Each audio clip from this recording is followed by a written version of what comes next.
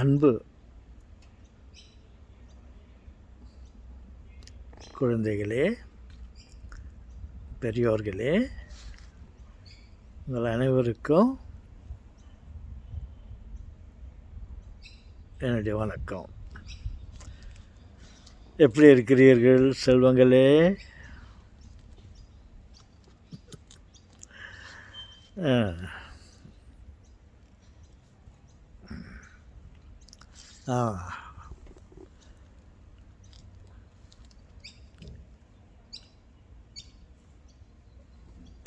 என்ன தாத்தா யோசிச்சுட்டே இருக்கிறீங்க? சொல்லுங்கள் தாத்தா. இல்லை, இங்கே பல வீடுகளை பார்த்து கொண்டிருக்கிறேன்.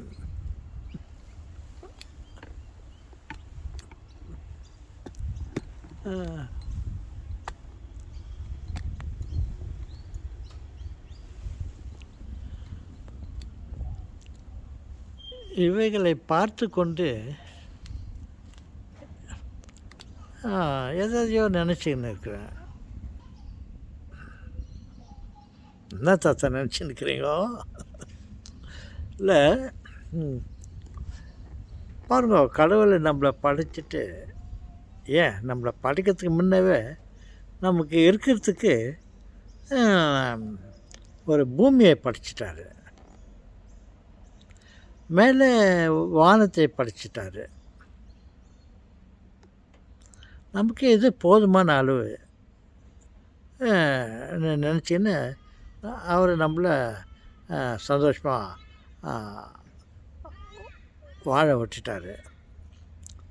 ஆனால் அது நமக்கு பாருங்கள், இவ்வளவு பெரிய பூமியோ வானமோ இருந்தாலையும் நமக்குன்னு ஒரு தனிப்பட்ட முறையில் ஒரு வீடு வேணும். சொல்லுவாங்களே, எலி வலையானாலும் தனி வலை வேண்டும். பெரிய வீடாக இருந்தாலும் நமக்குன்னு ஒரு சின்ன வீடு வேணும். அதுதான், எலி வலையானாலும் சிறு வலை வேண்டும், அதுக்குன்னு ஒரு சின்ன வீடு வேணும் அப்படின்ட்டு அது ஒரு வலையை உற்பத்தி கொண்டு அது உள்ளே வாழுது. அப்புறம் அப்படியே யோசனை இருக்கும்போது அது எதிரில் ஒரு பூனை ஓடிச்சு. Pussy cat, pussy cat, pussy cat, where have you been? அதுக்கப்புறம் ஐ பீன் டு லண்டன், லண்டனுக்கு போயிட்டு வந்தேன்னு சொல்லுது. லண்டனில் யாரை பார்த்தனாக்கா, அங்கே குயினை பார்த்தேன், ராணியை பார்த்தேன் அப்படின்னு சொல்லிச்சு. பாருங்க, இந்த எலி தனக்கு தேவையான வீட்டை அதுவே உருவாக்கின வாழுது. ஆனால் பூனைக்கு அந்த புத்தி இல்லை. அது தனக்குன்னு ஒரு வீடை கட்டுனதாக நான் கேள்விப்பட்டதில்லை, பார்த்ததும் இல்லை.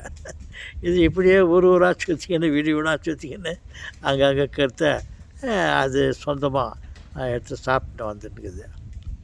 என்ன சொல்ல வரேன்னா, இந்த எலி தனக்கு ஒரு வீடை பண்ணிக்கிற மாதிரி நம்மளும் நமக்குன்னு ஒரு வீடை பண்ணிக்கணும். இந்த எதிரில் போச்ச பூனை அது மட்டும் அதுக்குன்னு ஒரு வீடை பண்ணிக்கிறது இல்லை.